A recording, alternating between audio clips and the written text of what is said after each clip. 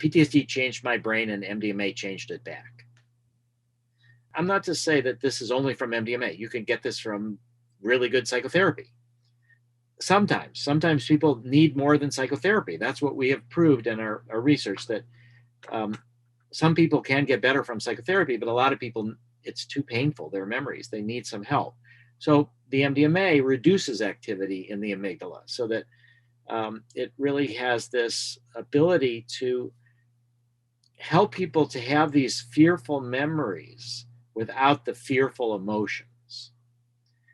Also, MDMA enhances people's activity in the prefrontal cortex. So we are more logical. We can tell ourselves a different story. And at the same time, there's more connectivity between the amygdala and the hippocampus, so that these memories from the past that have never been fully processed and put into long-term storage can now be put into long-term storage, so that they're happening then but not now.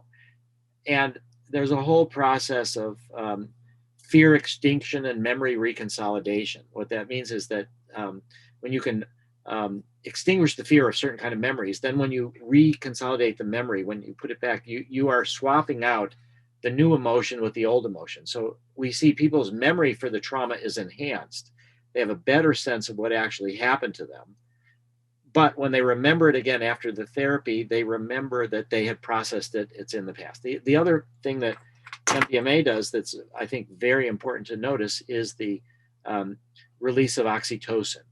And oxytocin is the love hormone, the nursing mothers, when people are in love. And it's something that permits self-acceptance, self-love. So while you have all of this reduction in fear about difficult emotions, what MDMA does is it helps people to accept themselves. So if I had to, condense what MDMA does, it's self-acceptance.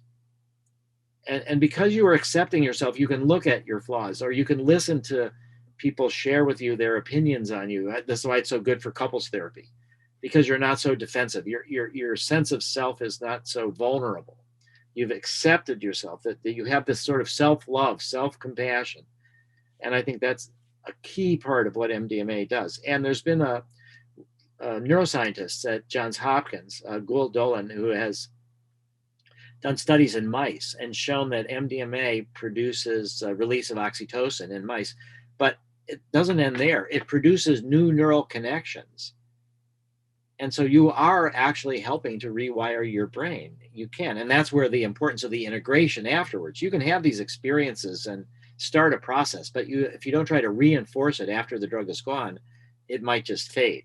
But if you have both the preparation, the experience, and the integration, then you can make these really long-term changes with a relatively short-term intervention.